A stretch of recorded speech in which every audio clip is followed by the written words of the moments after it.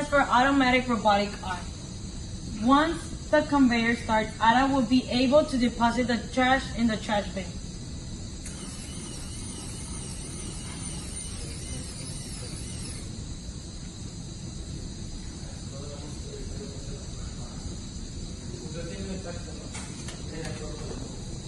And return to initial position.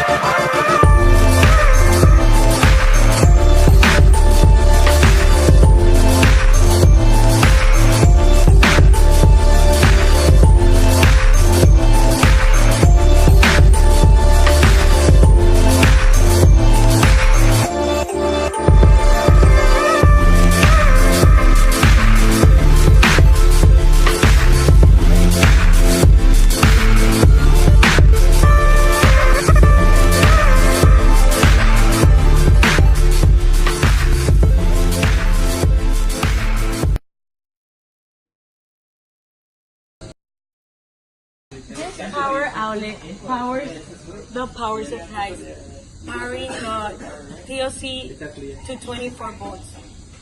The 24 volts also power this first regulator to 5 volts, powering my relay, motor, and robot. This second regulator also uses the 24 volts, regulates to 3 volts, and powers the LED lights.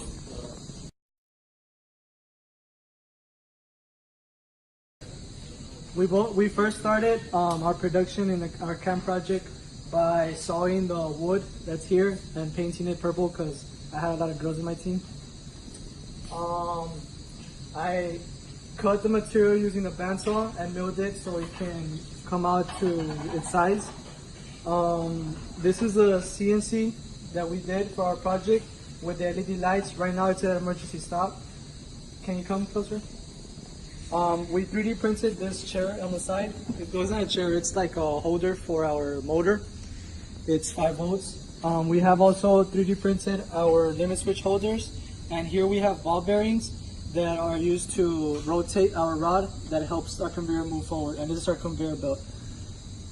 And the purpose for our camp project is once the start button is pressed, these wires will actually be connected to our regulator, which is 5 volts. That will power our robot, and our robot should be able to grab an object, move to its location, and set it over there to another given station. And that's pretty much it. And we also structured our aluminum rods with nuts and bolts.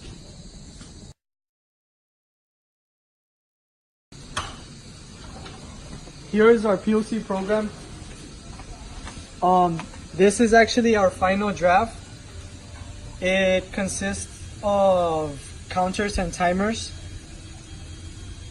The timers are used for each station and location where the robot is at. That will give it time to perform its task. The program uses limit switches to keep it in boundary, and it starts with the motor rotating forward and then backward once it hits this limit switch. Our program was originally done to use DC motors on the robot, but we couldn't figure out a way to connect servo motors to our PLC, and I found two different ways, but they're kind of expensive. So what we did is we just used the PLC to program the conveyor, and we're gonna move the robot.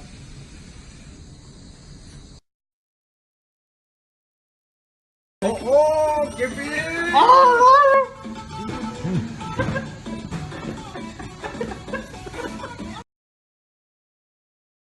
Hi guys, my name is Yirahi Goo. And I'm Jocelyn Garcia. Nozomi Garcia. And I'm Luis Garcia. In this project, we first cut this wooden square, and I painted it purple because we have girls in our team. And well, Nozomi's gonna explain to you how we got our components. Okay, so what we did, it was with the material that the factory gave us. I had to cut this one with the with the bandsaw machine downstairs. So we cut it, and we cut this one too. So in order to fit the right size, in order to do the conveyor, and we used the belt for it to move, and we used the switches, and we used the lights too, and well, we have ARA, which is the name of our project, and Luis did the little holes here with the milling machine. With the milling machine. And we press fitted the ball bearings to the shaft that we created. Yes. And we also, well, we got these little nuts and bolts. Oh yeah, for it to fit for it not to move. Okay, so for our electrical part, the outlet provides power to the power supply, providing 24 volts to the PLC and to our regulators. We have two regulators. In this case, the first regulator regulates to 5 volts and powers the relay, the motor, and the robot. Our second regulator regulates to 3 volts and powers our LED lights. So ARA stands for Automatic Robotic Arm, and once the conveyor starts, ARA will be able to deposit the trash in the trash bin. Right here, the name of ARA stands for Automatic Robotic Arm.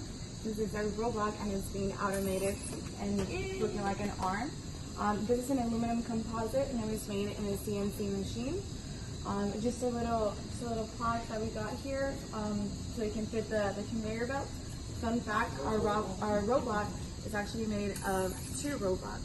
So 95% of our project is provided with Dr. Please equipment, and the rest of the gadgets, the robot itself, and our CNC that was provided with us.